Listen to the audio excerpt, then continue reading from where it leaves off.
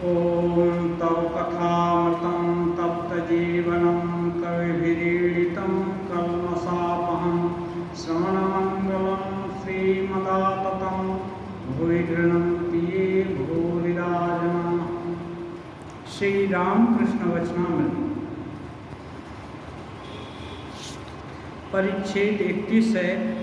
सिंधी के ब्राह्म समाज में ब्राह्म भक्तों के साथ श्री रामकृष्ण देव प्रसंग चल रहा था। ब्राह्म भक्त लोग प्रश्न पूछ रहे हैं, रामकृष्ण देव उत्तर दे रहे हैं।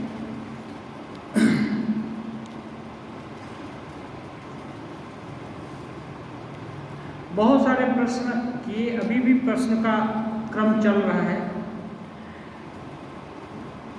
प्रसंग आता है सच्चिदानंद ही गुरु हैं। ब्राह्म भक्तगण गुरुवाद के विरोधी हैं, इसीलिए ब्राह्म भक्त इस संबंध में चर्चा कर रहे हैं। ब्राह्म भक्त पूछ रहे हैं, महाराज गुरु न होने पर क्या ज्ञान न होगा? श्री रामकृष्ण देव कह रहे हैं, सच्चिदानंद ही गुरु हैं। यदि कोई मनुष्य गुरु के रूप में तुम्हारा चैतन्य जागृत कर दे तो जानो कि सच्चिदानंद ने ही उस रूप को धारण किया है। ये श्रद्धा बढ़ाने के लिए बहुत अच्छी चीज है कि जिसके द्वारा चैतन्य जागृत कर दिया गया उसको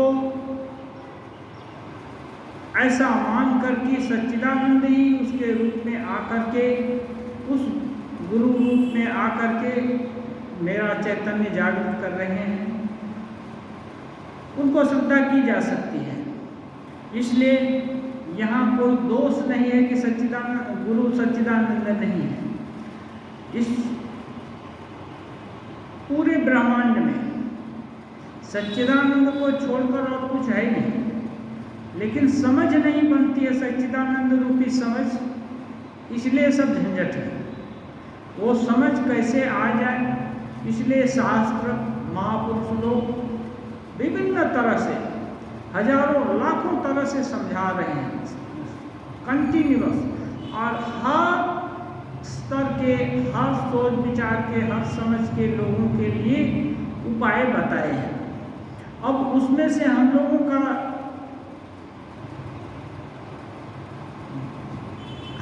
को चाहिए कि हमारी जरूरत की चीज़ उसमें खोज निकालने का प्रयास करें, और यदि मिल जाए तो उसे अपने पास रत्न के जैसा संजो करके रख लें और उसको कभी न छोड़ें।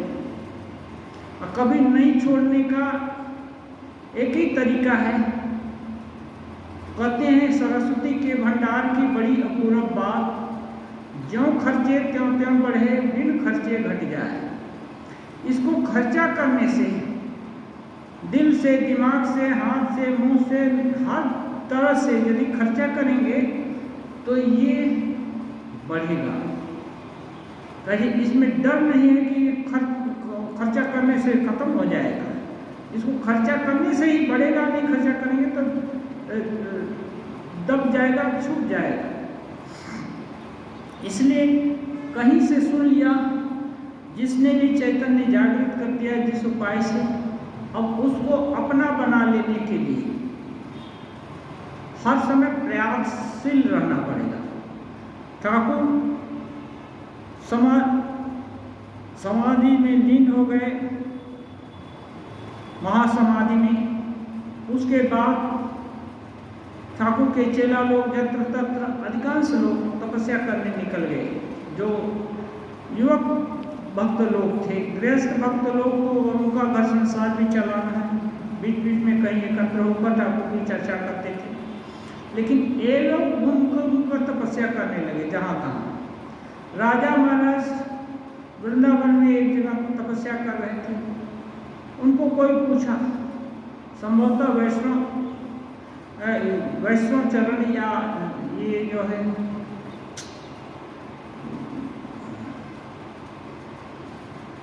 एक गोस्वामी, इनका विजय कृष्ण गोस्वामी, संभवतः विजय कृष्ण गोस्वामी उनसे मिले थे। वो पूछे, ठाकुर ने तो आपको सब कुछ दे दिया है, फिर इतनी तपस्या क्यों कर रहे हैं, इतनी साधना क्यों कर रहे हैं? राजा महाराज बोले कि हाँ, आप ठीक करते हैं, ठाकुर ने सब कुछ दे दिया, लेकिन उसको अपना बनाने के लिए तपस्या करने की जरूरत है। पिताजी माताजी धन संपत्ति दे दिया और वो खाए जा रहे हैं, तो उस संपत्ति को अपना बनाना नहीं हुआ। जो जिस योग्यता से माँ पिताजी वो संपत्ति अर्जन किए हैं, उस योग्यता को कम से कम हासिल कर लिया और उनकी संपत्ति का भोग किया, तब इसको अपना बनाना हुआ। रामकृष्ण देव दे दिए, अब कुछ नहीं करना है, केवल खाएंगे उसको बजा करके, ये नहीं है। राजा महाराज बोलते हैं उसको अपना बना लेने के लिए तपस्या करने की जरूरत है। वो तो दे ही दिए हैं, दिखाती हैं क्या भगवान है, क्या और सब चीज़ है, लेकिन वो उनका हो जाना, उनका स्पॉन्टेनियस सानिध्य पाना, इसके लिए साधना की जरूरत है। कहते हैं श्री रामकृष्ण देव, यदि कोई मनुष्य गुरु के रूप में तुम्हारा चैतन्य जागृत कर दे, तो जानो कि सच्चिदानंद ने ही उस रूप को धारण किया है। गुरु मानो सखा है, सखा माने मित्र। उनके पास कोई चीज छुपाई नहीं जाती।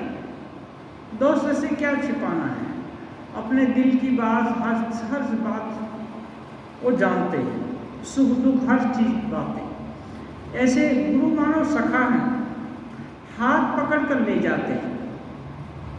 भगवान का दर्शन होने पर फिर गुरु शिष्य का ज्ञान नहीं रह जाता।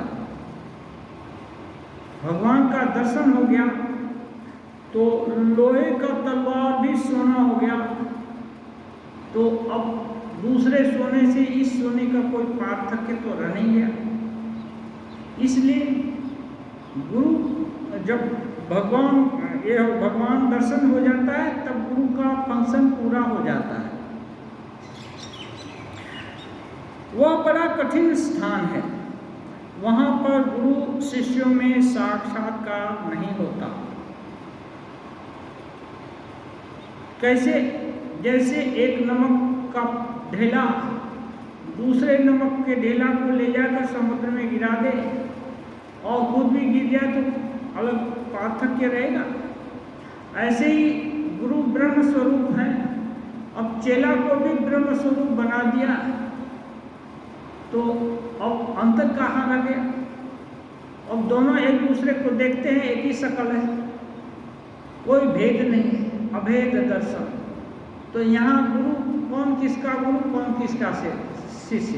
लेकिन सामान्य स्तर पर, जो जागतिक स्तर पर तो गुरु शिष्य का भेद है, उस स्तर पर कोई भेद नहीं होता। इसलिए जनक ने सुखदेव से कहा था, यदि ब्रह्म ज्ञान चाहते हो तो पहले दक्षिणा दो। व्यासदेव के एकमात्र संतान सुखदेव जी आबाल ब्रह्म ज्ञानी थे। व्यास जी देखते थे कि इसके प्रत्येक व्यवहार में, प्रत्येक क्रियाकलाप में ब्रह्म ज्ञान का लक्षण टपक रहा है, दिख रहा है। लेकिन उनको कैसे बताएं कि तुम ब्रह्मज्ञानी है? इसलिए पिता को का ड्यूटी है शिक्षा देना, जितना शिक्षा देना था पिताजी शिक्षा दे लिए, लेकिन संशय दूर नहीं हुआ। तो संशय दूर करने के लिए वो दूर में भेजिए। खुद ही बोल देते कि तुमको हो गया है तो मुश्किल, समझ में नहीं आता, संशय रह जाता है। इसलिए जब गए सुखदेव जी राजा जनक के दरबार में, जनक भी तुरंत उनको उपदेश नहीं दिए, देख लिए कि तो ब्रह्म ज्ञान का लक्षण इसके पूरे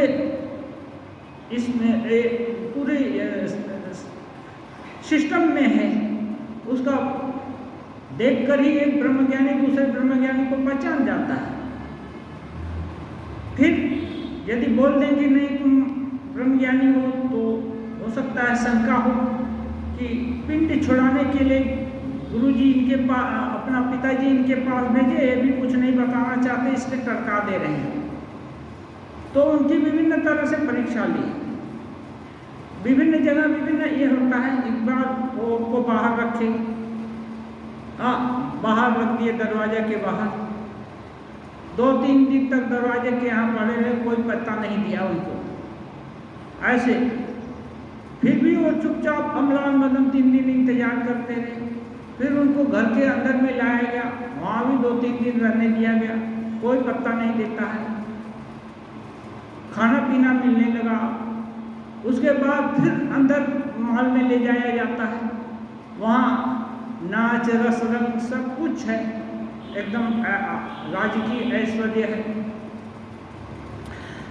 उसमें 3 दिन रखे, फिर राजा बुलाए और उनको फुल टू द ब्रिम बोलते हैं, एक तो कप दिया तेल का और बोला नाच गाना, खूब महफिल सजी हुई है, खूब नाच गाना अच्छा सब ये हो रहा है। बोला इतनी परिक्रमा कर लो, 2 या 3 परिक्रमा करने को बोले कि कर लो, या 7 परिक्रमा कर लिए, और एक ऊँट भी नहीं गिरना चाहिए। तो जब परिक्रमा करके चले आए, तब राजा उनको ब्रह्मज्ञान का उपदेश दिए, तुम्हारे अंदर सभी ब्रह्मज्ञान की उपलब्धि है। फिर क्यों नहीं पहले बता दिया? हाँ, तो उसके आगे ये दक्षिणा मांगते, पहले गुरु दक्षिणा दे दो तब तो तुमको उपदेश दूंगा। ये बोले अभी तो कुछ आप ये नहीं दिए नहीं, फिर गुरु दक्षिणा किस बात की? तो वो बोले नहीं, जब मैं तुमको ब्रह्मज्ञान का संधान दे दूंगा, फिर तो जो तुम वही मैं, फिर कौन किसको पत्ता देगा? इसलिए इसको पहले दो। तो यही बात आती है, विभिन्न तरह के कथानक हैं। तो कहने का मतलब कुछ साधना, कुछ परीक्षा, कुछ स्ट्रगल के, कुछ संघर्ष ना हो जिंदगी में, तो कोई उपलब्धि का ज़्यादा मूल्य नहीं होता। स्वयं हम लोग मानते हैं, जानते हैं कि रामकृष्ण देव स्वयं ईश्वर के अवतार, 12 साल तक कठिन साधना किए, ऐसी साधना किए कि पत्थर भी पिघल जाए। देह का होश नहीं, खाने पीने का ये नहीं, मच्छर है कि ये है, कुकुर सियाल कौन आ रहा है, क्या कर लेगा, कुछ होश नहीं है। ऐसी अवस्था, इतना बड़ा क्या क्यों करने का क्या जरूरत था? तो ये क्या है, एक प्रोसेस के थ्रू नहीं जाने से कुछ चीज तुरंत मिल जाए तो उसका मूल्य नहीं रहता है। ये दिखाने के लिए रामकृष्ण देव साधना की, बड़े बड़े महापुरुष लोगों के जीवन में संघर्ष हुआ है, वो लोग संघर्ष झेले हैं और उसको और उपाय से उसका पूरा निष्कर्ष निकाले हैं।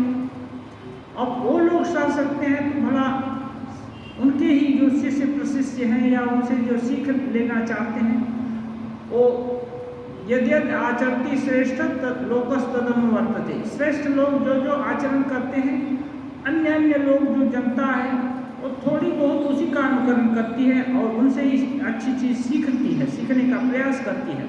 इसलिए महापुरुष लोगों के जीवन में बहुत सारा संघर्ष वो उपस्थित हुए हैं और सब में विजयी हुए हैं, दृढ़तापूर्वक रहे हैं।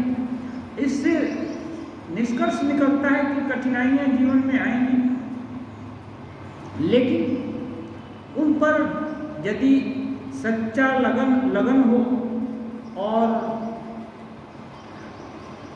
धैर्य न छोड़े, एकदम अधीर होने से नहीं होता है। साधना के मार्ग में अधैर्य होना एक बहुत बड़ा अंतराय है। ये अंतराय दूर करना पड़ेगा। प्रयास जारी रहेगा लेकिन धैर्य पूरा रहेगा, तभी सफलता मिलेगी। सतु दीर्घकाल निरंतर सत्कारा सेवितो दृढ़ बोले। दीर्घकाल माने इस जन्म ही नहीं, जितने भी जन्म मिलेंगे, भगवत वस्तु ब्रह्म ज्ञान इतनी श्रेष्ठ वस्तु है कि इसको कितना भी जन्म का स्ट्रगल हम लोग करें और इसके बाद मिल जाए तो ये स्ट्रगल का जो परिमाण है ना बहुत ही कम है, बहुत ही कम है। जो उपलब्धि है इतनी श्रेष्ठ है कि जो प्रयास है इसका परिमाण बहुत ही कम है। इसलिए जन्म प्रयास करने को भी साधक पीछे नहीं हटता है।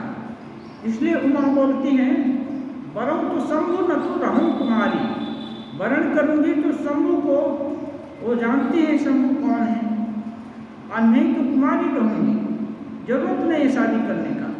तो ऐसा हट होगा साधक का कि नहीं चाहिए तो ब्रह्म वस्तु ही चाहिए और कुछ नहीं चाहिए, तब तो स्ट्रगल चलता रहेगा, जन्म जन्मांतर तक चलेगा। तब तक चलेगा जब तक कि ब्रह्म वस्तु लाभ नहीं हो जाती। स्वामी जी बोले ना, arise awake, stop not till the goal is reached। एक साधक अपने आप रुक नहीं सकता है, रुकने की इच्छा ही नहीं होगी, दिल भी नहीं होगा, चलता ही रहेगा। तो कहते हैं, इसलिए जनक ने सुखदेव से कहा, यदि ब्रह्म ज्ञान चाहते हो तो दक्षिणा दो, क्योंकि ब्रह्म ज्ञान हो जाने पर गुरु शिष्यों में भेद बुद्धि नहीं रहेगी। जब तक ईश्वर का दर्शन नहीं होता तभी तक गुरु शिष्य का संबंध रहता है। ईश्वर का दर्शन हो गया तो ईश्वर और अन्य जो है जीवात्मा, सभी जीवात्मा एक ही जैसे हो गए, तो फिर वहाँ कोई अंतर नहीं रहता है। यहाँ तक कि ब्रह्म ज्ञान की अवस्था में वो बोलते हैं, जब ब्रह्म ज्ञान की अवस्था होती है, हनुमान जी वो कहते हैं, तब जो तुम हो वही मैं हूँ, यही मालूम पड़ता है। थोड़ी देर में संध्या हुई। ब्राह्म भक्तों में से कोई श्री रामकृष्ण से कह रहे हैं, शायद अब आपको संध्या करनी होगी। जो हम लोग आचरण करते हैं सोचते हैं कि अगला भी वैसा ही कुछ करेगा। श्री रामकृष्ण कहते हैं, नहीं, ऐसा कुछ नहीं, यह सब पहल एक बार कर लेना पड़ता है। श्री रामकृष्ण कहते हैं, हर चीज़ की परिणति है, साधना जन्म करते रहना होगा ऐसी नहीं। साधना में जब सिद्ध हो गए तो फिर साधना की कोई जरूरत नहीं। तो कह रहे हैं एक बार कर लेना पड़ता है। 12 साल की एक बार तो नहीं, कितना मेहनत की है। उसके बाद फिर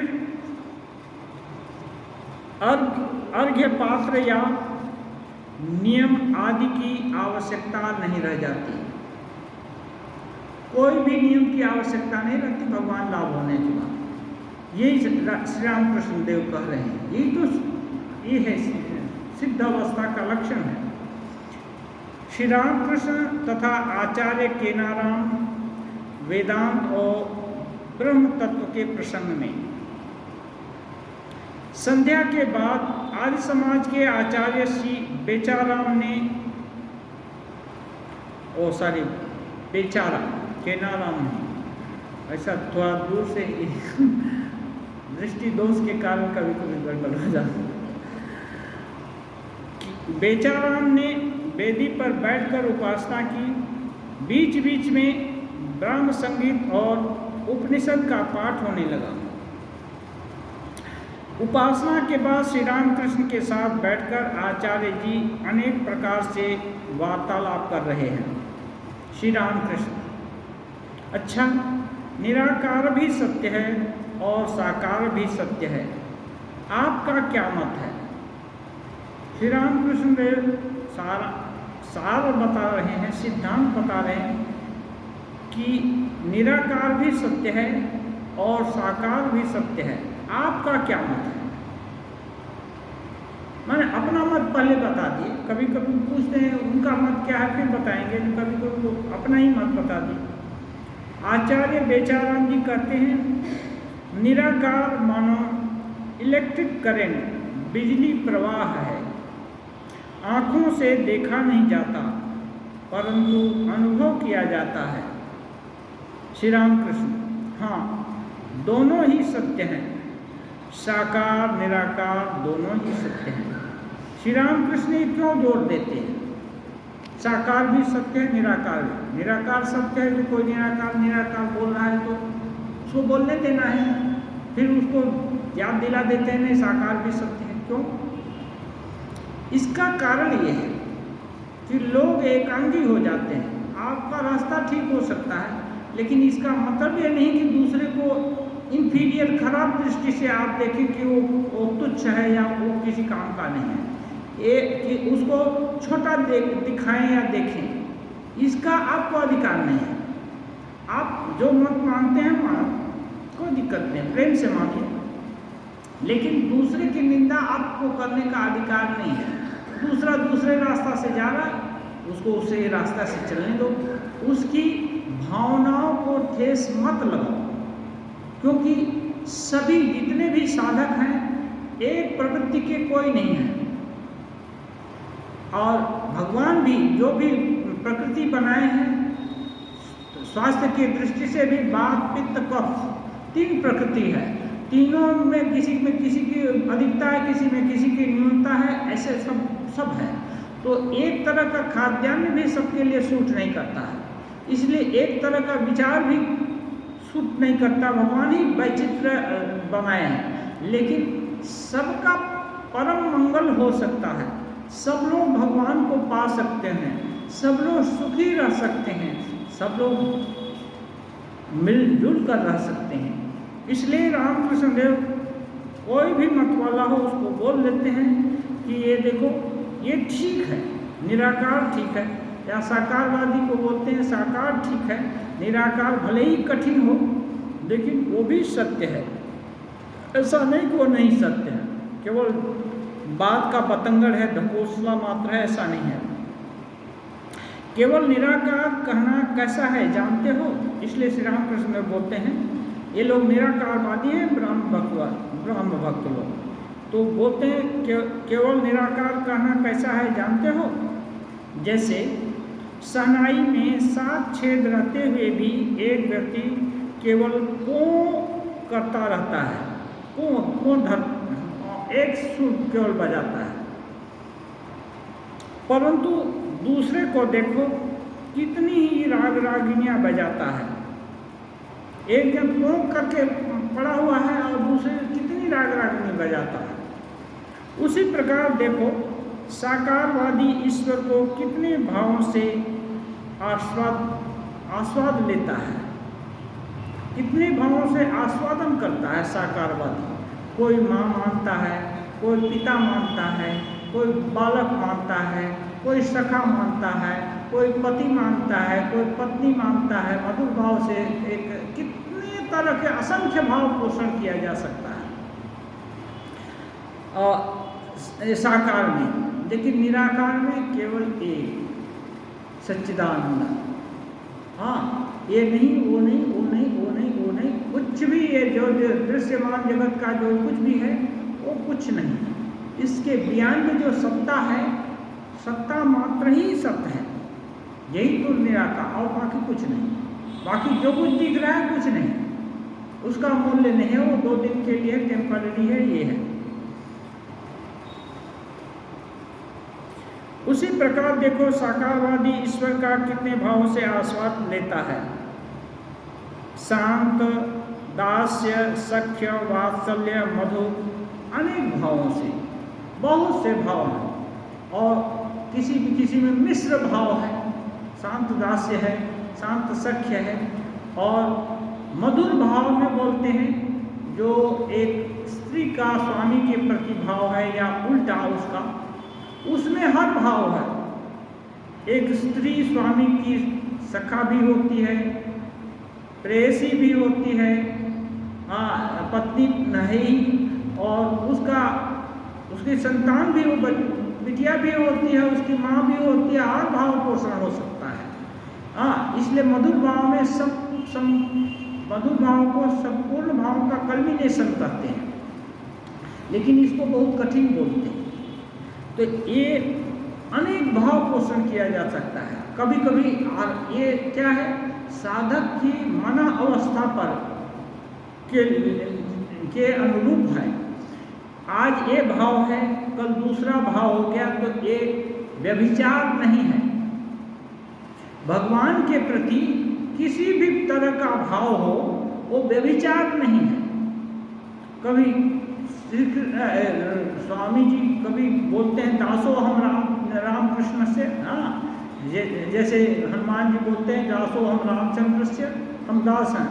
किम भो न बीजानासी उर्मस्तार चरणम समुद्रम उत्पाटयामो बलात् किम भो न बीजानासी रामकृष्ण दासा वयम। कभी ये भी बोलते हैं यार खा लो, यार भी बोलते हैं स्वामी जी। तो श्री रामकृष्ण देव को भगवान के साथ कोई भी भाव पोषण किया जा सकता है, खुशी में दोष नहीं है, वहाँ दोष नहीं है। केवल यही है कि कैसे भी करके उनका निकटता, उनकी निकटता नैकट्य, उनकी निकटता का अनुभव हो, ये मुख्य बात है। इसलिए किसी भाव में कोई दोष नहीं है। असली बात क्या है जानते हो? किसी भी प्रकार से अमृत के कुंड में गिरना है। वाह, ये बोल रहे हैं असल बात है, किसी भी प्रकार से अमृत के कुंड में गिर जाओ। व्रत उपवास करके जाकर कुंड में नहाओ, या कोई धक्का मार दे तब गिर जाओ, या अनजाने पैर स्लिप कर गया गिर गया तब ये करो, या और किसी भी कारण से भाग रहे हैं और गिर गए तब कुंड में डूब गए, तब एक ही बात है, अमृत कुंड में ही डूबे। कैसे ही करके उस कुंड में डूब जाना, गिर जाना, यही बात है। इसलिए साकार मान करके हो, निराकार मान करके हो, साकार में भी बहुत रूप है, इसलिए कैसे भी करके अमृत कुंड में गिर जाओ। लेकिन ये नहीं कहना है कि यही रास्ता फाइनली अमृत कुंड तक ले जाएगा। अनंत रास्ते हैं, उनकी सृष्टि अनंत है, अनंत भावमय भगवान है, उनकी इति करना ठीक नहीं है। इससे क्या होगा? संकीर्ण मानसिकता का उपज होगा, और संकीर्ण मानसिकता उच्च आदर्श को सोचने नहीं देगी, छोटा आदर्श सोचते रह जाएंगे। ये करता है, दूसरे का दोष देखते रहेंगे, छोटे मोटी चीज़ों में उलझे रहेंगे, तो बड़ा चीज़ कब चिंतन करेंगे, सोच नहीं पाएंगे। समय तो कम है, स्वल्पश्च कालो बहुश्च विघ्ना, समय बहुत कम मिला है, जितना भी 100 साल भी बहुत कम है। देखेंगे 1 मिनट भी बहुत मूल्यवान है, और ये नहीं है, जो भी अच्छे कामों में इंगेज हैं उनके लिए समय है ही नहीं एक तरह से। यहाँ तक कि विषयी लोगों के लिए भी समय नहीं है, जितना आज इतना कमाया, अभी ये किया वो किया, 70 तो जाल बिछा कर रखे हैं, तो समय नहीं है। तो इसलिए बहुत विघ्न है। फिर क्या करना होगा? इसलिए जो सार है उसको ग्रहण करने का चेष्टा करना है, कर लिया तो उसको छोड़ना नहीं है। चाहे स्तव करो, चाहे स्तव करके गिरो, अथवा कोई धक्का दे दे और तुम जाकर कुंड में गिरो, परिणाम एक ही होगा, दोनों ही अमर होंगे। कैसे भी गिरो अमर कुंड में, सभी का परिणाम एक होगा, सभी अमर हो जाएंगे। अमर हो जाएंगे क्या मतलब? अमर हो जाएंगे ने, अमर हैं ही। भगवत तत्व सबके अंदर समान रूप से विद्यमान है। हरि व्यापक सर्वत्र समाना, प्रेम ते प्रकट हों ही मैं जाना। ईश्वर हर जगह समान रूप से विद्यमान है। शिव जी बोलते हैं, जो देवता लोग को बहुत दानव लोग पिटाई किया और एक ही त्रस्त हो गए, फिर क्या करेंगे? तो ब्रह्मा विष्णु महेश ये थोड़ा बड़े शक्तिधर लोग हैं, अभी इनके शरण में गए। भाग्य से कभी दानव लोग भी इनको सताते नहीं हैं, और बाकी इंद्र वगैरह सबको पिटाई देते हैं, लेकिन ब्रह्मा जी, शिव जी और नारायण के साथ कभी युद्ध भी हुआ है, लेकिन शिव जी और ब्रह्मा जी इनके साथ ज़्यादा किसी का ये नहीं हुआ। और यदि आया भी भूल से कोई तो पराजित ही हुआ है, उनसे विजयी नहीं हुआ है। तो शिव जी के शरण में गए लोग, शिव जी बोलते हैं कि हमसे नहीं होगा, वो नारायण के पास होगा। फिर नारायण कहाँ मिलेंगे, क्षीर सागर में मिलेंगे, कहाँ मिलेंगे, ऐसी चिंतन होने लगी। तो सिद्धांत एक ये है ना, शिव जी तो ज्ञान गुरु माने जाते हैं। हाँ, गुरु, शिव जी गुरु भी माने जाते हैं। तो शिव जी बोले हरि व्यापक सर्वत्र समाना, हरि सर्वत्र समान रूप से व्याप्त है। प्रेम के प्रकट होने में जाना, जहाँ प्रेम होता है वहीं प्रकट हो जाते हैं। इसलिए भगवान सर्वत्र हैं, लेकिन सभी भावों में हैं, लेकिन जहाँ प्रेम होगा, इसलिए जिस भाव में प्रेम हो, जिस साधना में प्रेम हो, उसी साधना से ही प्रेम से लग जाओ, तब तो उपलब्धि होगी, तब तो अमरता प्राप्त होगी। क्योंकि ईश्वर अमर ही है, वो मर नहीं है, वो अविनाशी है। तीनों काल में उनका बाध नहीं है। ब्रह्म वस्तु या ईश्वर अभिन्न है। तो उस स्वरूपता को जो प्राप्त कर लेगा वो स्वरूप से ही अमर हो जाएगा। शरीर तो सबका ही नश्वर है, कितने भी राजा रंग फकीर सभी हुए हैं, जो महात्मा दुरात्मा सभी का शरीर तो नष्ट हुआ है, नष्ट होता है शरीर। किसी का 1000 साल, किसी का 10,000 साल या और भी ज़्यादा जिंदा रह सकता है। लेकिन इवन ब्रह्मा का भी शरीर, वो ब्रह्मा लाखों साल जिंदा रहने का बात है, लेकिन उसके बाद भी उनका शरीर छूटेगा, वो अमर नहीं है। लेकिन ब्रह्म वस्तु आत्मा नित्य मुक्त, शुद्ध बुद्ध मुक्त स्वभाव है, ये अमर है, तो अमर हो जाएगा। श्री रामकृष्ण देव कहते हैं ब्राह्मणों के लिए जल और बर्फ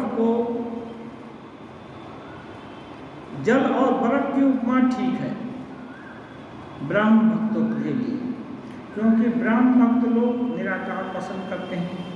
सच्चिदानंद अनंत जल राशि है। महासागर का जल ठंडे देश में स्थान स्थान पर जिस प्रकार बर्फ का आकार धारण कर लेता है, उसी प्रकार शक्ति रूपी ठंड से, भक्ति रूपी ठंड से सच्चिदानंद भक्त के लिए साकार रूप धारण करते हैं, भक्ति रूपी ठंड से। ऋषियों ने उस अतीन्द्रिय चिन्मय रूप का दर्शन किया था और उनके साथ वार्तालाप किया था। भक्त के प्रेम के शरीर यानी भागवती तनु द्वारा इस चिन्मय रूप का दर्शन होता है। कहते हैं जल अनंत जल राशि है, समुद्र है, कई गुना है, ज़्यादा है। ये स्थल एक भाग, समुद्र ना कि 7 भाग, ऐसा भूल गए कितना भाग होता है। समुद्र कई गुना ज़्यादा है, अनंत जल राशि। तो अनंत जल राशि में कहीं कोई जगह पर ठंडी ज़्यादा है, जैसे उत्तरी ध्रुव, दक्षिणी ध्रुव, वहाँ हर समय बर्फ जमी रहती है। तो और भी कई जगह हैं यहाँ पर भी, जैसे ज़्यादा ऊंचाई वाला जगह है हिमालय, और ऊटी एक स्थान है दक्षिण भारत में, उधर भी बहुत ठंड रहती है, कभी कभी बर्फ पड़ता है। तो ज़्यादा ऊंचाई होने पर बर्फ भी पड़ता है। ऐसे ही सागर में कहीं ठंडा जगह है, वहाँ बर्फ जमा रहता है।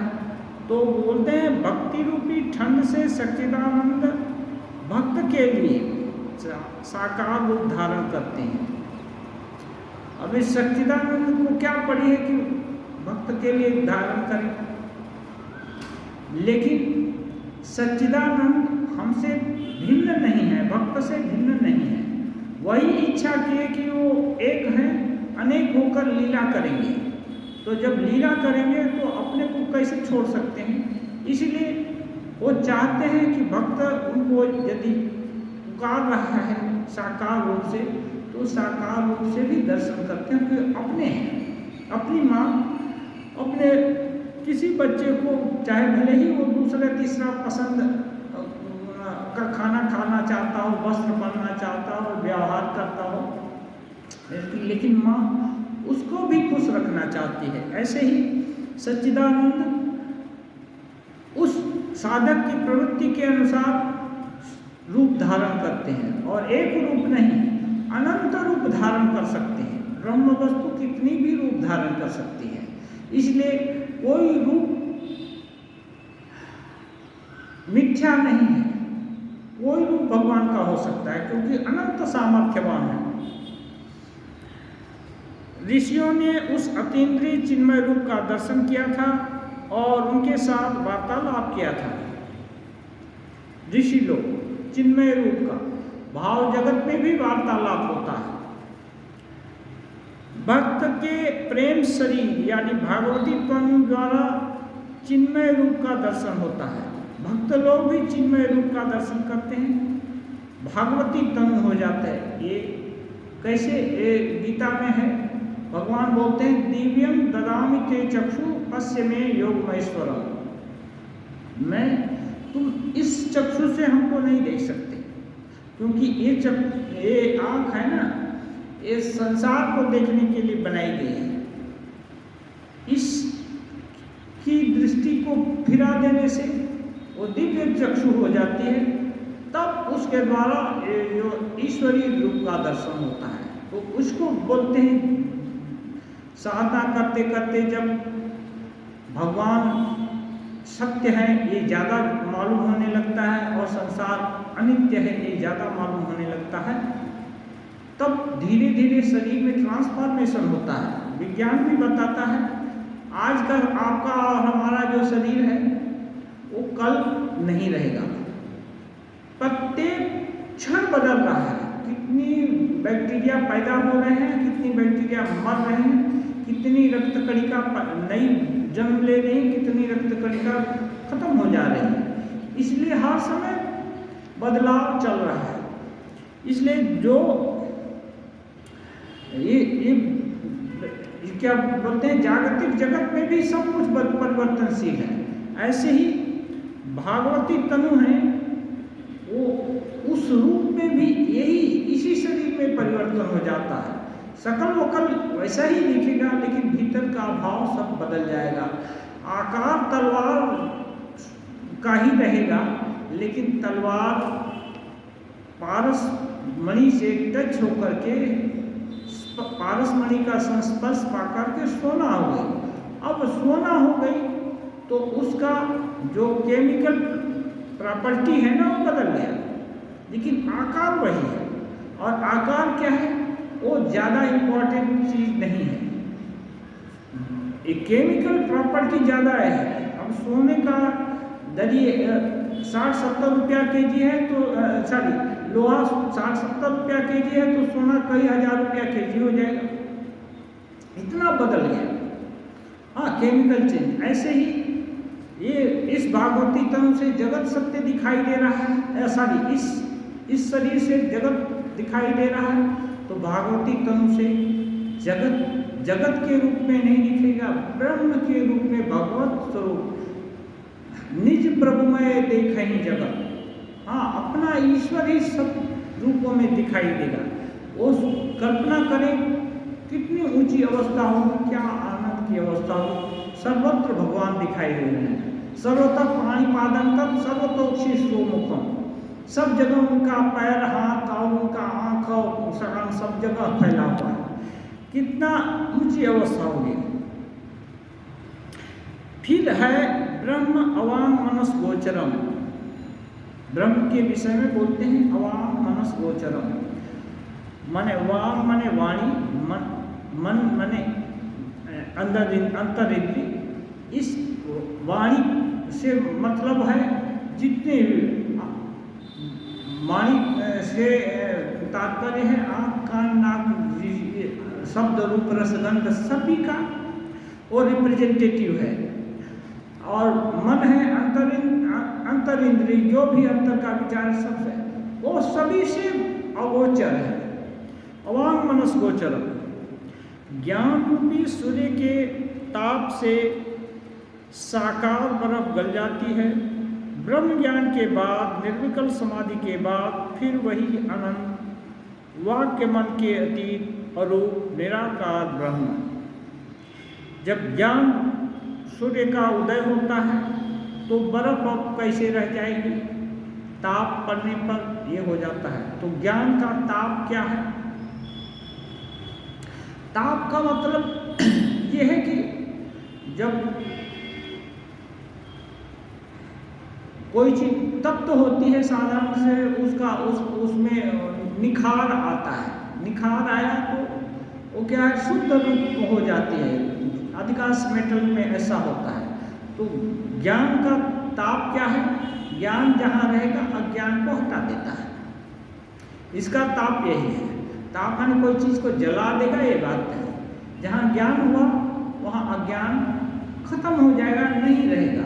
अब नहीं रहेगा तो जो वस्तु है यहाँ इस संसार में या कहीं भी ब्रह्म वस्तु को छोड़कर और कुछ नहीं है।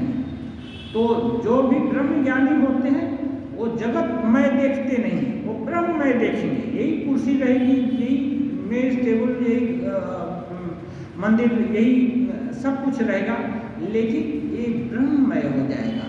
ब्रह्ममय हो जाएगा तो इसमें आकर्षण और विकर्षण नहीं रह जाएगा, किसी के प्रति घृणा नहीं रह जाएगी, किसी के प्रति आकर्षण नहीं रह जाएगा, लगाव नहीं रहेगा। तो क्या है, एक स्वरूपता का दर्शन होगा। उसका स्वरूप मुंह से नहीं कहा जाता, चुप हो जाना पड़ता है। जब ऐसी अवस्था किसी की होगी तो ज़्यादा कुछ बोल नहीं सकता है, वो चुप हो जाता है। इसलिए ठाकुर बोलते हैं उसका स्वरूप मुख से नहीं कहा जा सकता, चुप हो जाना पड़ता है। मुख से कहकर अनंत को कौन समझाएगा? अनंत को मुख से कहकर कौन समझाएगा? यानी नहीं समझा पाएगा। पक्षी जितना ही ऊपर उड़ता है उसके ऊपर और भी है। आप क्या कहते हैं? अब ठाकुर को जो बोलना था वो बोल दिए, फिर अब इनसे बेचाराम जी से पूछते हैं आप क्या कहते हैं, आपका क्या मत है? आचार्य जी कहते हैं जी हाँ, वेदांत में इसी प्रकार की बातें हैं। श्री रामकृष्ण, नमक का पुतला समुद्र नापने गया था, लौट कर फिर उसने खबर न दी, कह कर के तो गया मैं थाल लेकर आता हूँ, समुद्र का बात बताऊंगा कितना गहरा है, लेकिन गया तो फिर लौट कर नहीं आया। अब उसका दोष है क्या?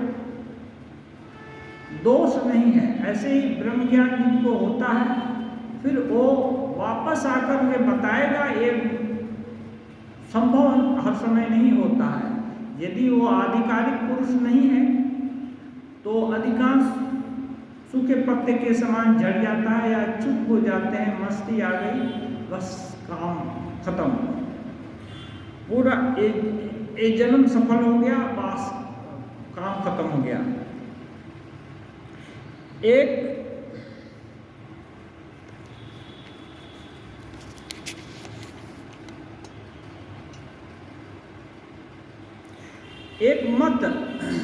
मत में है, बोलते हैं सुखदेव आदि ने दर्शन स्पर्शन किया था। सुखदेव जो आबाल ब्रह्मज्ञानी थे, ब्रह्मचारी ब्रह्मज्ञानी थे, वो केवल दर्शन और स्पर्शन किए थे, छुए थे, डुबकी नहीं लगाई थी, डूबे नहीं थे ब्रह्म समुद्र में। श्री रामकृष्ण देव कहते हैं मैंने विद्यासागर से कहा था सब चीजें उच्छिष्ट हो गई हैं, परंतु ब्रह्म उच्छिष्ट नहीं हुआ। उच्छिष्ट माने मुंह से टच किया गया, बोल दिया गया तो जूठा हो जाता है, मुंह के स्पर्श से जो कुछ भी आता है जूठा हो जाता है। तो इस संसार का हर चीज बोला जा सकता है, वो झूठा हो गया। खाया गया, पिया गया, सब तो झूठा है। लेकिन ब्रह्म उच्छिष्ट नहीं हुए, क्योंकि ब्रह्म कैसा बोला नहीं जाता, ये नहीं, वो नहीं, वो नहीं, ऐसे ही करके बोलते हैं, नेति नेति करके बोलते हैं। इसके अपने से बुद्धिमान बुझिया लो, अभी कल्पना कर लो कि जो इन सब कुछ नहीं है उसके बाद क्या है, वही होगा। अर्थात ब्रह्म क्या है कोई मुंह से कह नहीं सका। मुंह से बोलने से ही चीज उच्छिष्ट हो जाती है। विद्यासागर विद्वान हैं, सुनकर बहुत खुश हुए थे। सुना है केदार के उस तरफ बर्फ से ढका पहाड़ है। केदारनाथ, केदार एक तो भक्त हैं, वो नहीं, केदारनाथ, केदार के उस तरफ से उस तरफ बर्फ से ढका पहाड़ है। अधिक ऊंचाई पर उठने से फिर लौटना नहीं होता। माने ज्यादा ऊंचाई पर चले गए, ठंड में जम गए, फिर कैसे लौटेंगे। जो लोग यह जानने के लिए गए हैं कि अधिक ऊंचाई पर क्या है तथा वहां जाने पर कैसी स्थिति होती है, उन्होंने फिर लौटकर खबर नहीं दी। अभी विज्ञान के प्रभाव से एवरेस्ट पर भी जाते हैं लोग, लेकिन एवरेस्ट पर खाली बदन नहीं जाते हैं, बहुत तरह से लैस होकर के जाते हैं। कोई साधारण तरीके से जाए तो लौटना मुश्किल है। ये सब श्री रामकृष्ण देव उपमा दे रहे हैं। उपमा देने का मतलब नहीं है कि उपमा और जिसको इंगित करना चाहते हैं, ब्रह्म वस्तु को समझाना चाहते हैं, तो जागतिक चीज से उसकी उपमा दे रहे हैं। तो ठीक बराबर की चीज है, ब्रह्म वस्तु और ठंडा स्थान एक ही जैसा है, ऐसी बात नहीं है। वो कभी कभी देखना पड़ता है, बहुत दूर तारा है तो दिखाते हैं, ये देखो ये मोटी डाल है, मोटी डाल के बगल में और आगे देखो ये पतली डाल है, उसके आगे एक बड़ा तारा दिख रहा है। अच्छा, उस तारे के पास में देखो ये ध्रुव तारा है। ऐसे करके समझाया जाता है। ये सब समझाने के लिए, इसको एकदम इक्वल टू 1 + 1 = 2 ऐसे करके समझने की चीज़ नहीं है। ऐसे 1 1 2 ऐसा नहीं, इस तरह से इस चीज़ को समझना नहीं चाहिए। इस कहने का मतलब बहुत ठंडे स्थान पर गए और वहाँ से फिर लौट कर नहीं आए, कैसे आएंगे? वहीं पत्थर वहीं बर्फ हो गए, क्या करेंगे? ऐसे ही जो ब्रह्म को पाया फिर लौटकर ब्रह्म का सब कुछ नहीं हो, क्योंकि वहाँ मन वाणी बंद हो जाती है। उनका दर्शन होने पर मनुष्य आनंद से विह्वल हो जाता है, चुप हो जाता है। खबर कौन देगा, समझाएगा कौन? आनंद आ गया, जीवन का सब साध मिट गया, सब चीज पूरा हो गया, पूर्ण काम हो गया, फिर और कौन आएगा बताने के लिए? कहते हैं 7 फाटकों के परे राजा है, 7 दरवाजे लगे हैं राजमहल में, और 7 फाटक को पार किया तब राजा है बैठा हुआ। प्रत्येक फाटक पर एक एक महाऐश्वर्यवान पुरुष बैठे हैं। प्रत्येक फाटक में शिष्य पूछ रहा है, कोई ले गया गुरु कि चलो राजा के पास ले जाते हैं। चेला पूछता है कि अच्छा एक एक ऐश्वर्यशाली कोई पुरुष बैठे हैं, पूछता है कि यही क्या राजा है? तो सिर हिला देता है, नहीं, मुँह से भी नहीं बोलता गुरु। प्रत्येक फाटक में शिष्य पूछ रहा है, क्या यही राजा है? गुरु भी कह रहे हैं नहीं, नेति नेति। 7वें फाटक पर जाकर जो कुछ देखा एकदम अवाक रह गए, आनंद से विह्वल हो गए। फिर यह पूछना न पड़ा कि क्या यही राजा है? देखते ही सब संदेह मिट गया।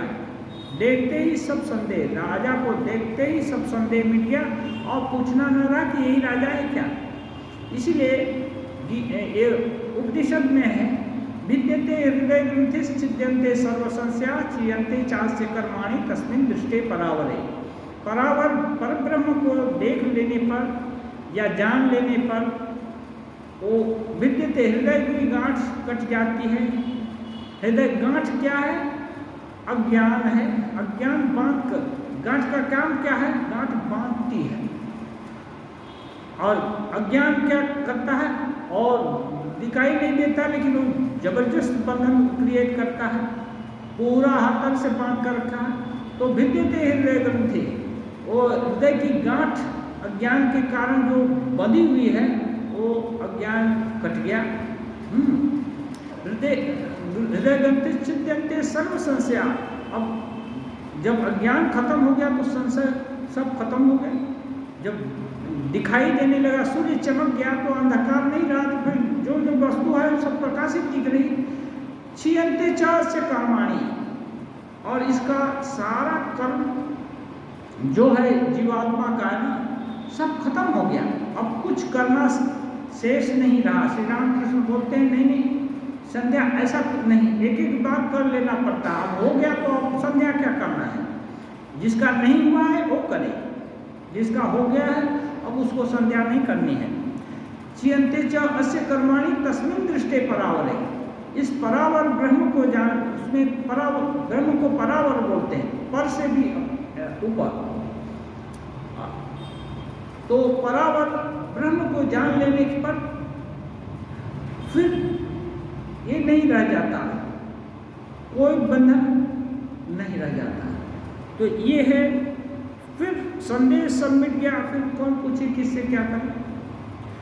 आचार्य जी कहते हैं जी हाँ, वेदांत में इसी प्रकार सब लिखा है। श्री रामकृष्ण देव बहुत के पास बहुत सारे वेदांती वगैरह भी गए, राखू उनसे भी सुने हैं वेदांत की ऐसे यहाँ क्या है, और खुद की अनुभूति पहले हो चुकी है, इसलिए वेदांती बोल रहा है इसके बाद ये होता है, उसके बाद वो होता है, उसके बाद वो होता है। और वो बोलता है, रामकृष्ण देव देखते हैं कि वो हो रहा है, क्योंकि जो बोल रहा है उसको कुछ नहीं हो रहा। वो तो केवल शाब्दिक जो भी आए उनके पास पंडित लोग, बड़े बड़े आचार्य लोग, ये लोग थोड़ा शाब्दिक ज्ञान या थोड़ी साधना किए हैं, लेकिन यहाँ तो जो जो सुन रहे हैं वो सब ज्ञान होता दिख रहा है कि पद्म फूट रहा है, तो इसका मतलब कमल विकसित हो रहे हैं, हृदय कमल या जितने भी षटचक्र भेदन हो रहा है, ये सब रामकृष्ण देव देखे। तो साधक की उच्च अवस्था में सब कुछ होता है। उनका दर्शन होने पर मनुष्य आनंद से विवल हो जाता है, चुप हो जाता है। खबर कौन देगा, समझाएगा कौन? अच्छा, राजा को ये जो है ना, 7वां फाटक पर राजा को देखकर सब संदेह मिट गया। श्री रामकृष्ण जब वे सृष्टि स्थिति प्रलय करते हैं तब उन्हें सगुण आद्याशक्ति कहते हैं।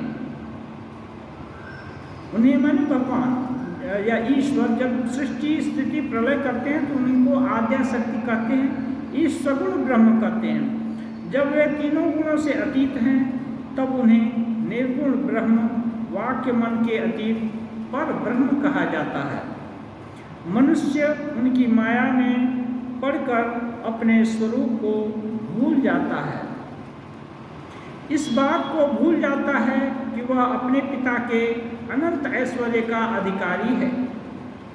इस चीज को भूल जाता है कि उसका पिता अनंत सामर्थ्यवान है, बहुत धनी आदमी है। वो भूल गया और अपने को एकदम गरीब समझने लगा। ऐसे ही जीवात्मा भूल गया कि वो परमात्मा का अंश है या परमात्मा स्वरूप ही है, और अपना ऐश्वर्य ढूंढकर दर ठोकर खाने लगा माया जाल में पड़कर। उनकी माया त्रिगुणमयी है, ये तीनों ही गुण डाकू हैं, सब कुछ हर लेते हैं, हमारे स्वरूप को भुला देते हैं। सत्व रज तम 3 गुण हैं, इनमें से केवल सत्वगुण ही ईश्वर का रास्ता बताता है, परंतु ईश्वर के पास सत्वगुण भी नहीं ले जाता। सत्वगुण ईश्वर तक जाने के लिए इंगित कर देता है, लेकिन सत्वगुण भी वहाँ तक नहीं ले जाता। तो सत्वगुण यहाँ क्या देखेंगे साधक के जीवन में? शास्त्र और जितने भी गुरु लोग या श्रेष्ठ लोग उपदेश करते हैं, ये उपदेश वाक्य, सत्संग, ये सब रास्ता बता देता है कि इस रास्ते से जाओ, लेकिन ये रास्ता अंत तक ये नहीं है, अंत तक तो खुद को ही जाना पड़ेगा। इसलिए बोलते हैं सत्वगुण भी रास्ता बता देता है, वो भी नहीं ले जाता, अंत में खुद को ही जाना होगा। इसलिए बोलते हैं साधन भजन जो होता है वो मन में, बन में, कोने में, मन में, बन में, मन में माने अपने मन में और दूसरा कोई नहीं है, बन में माने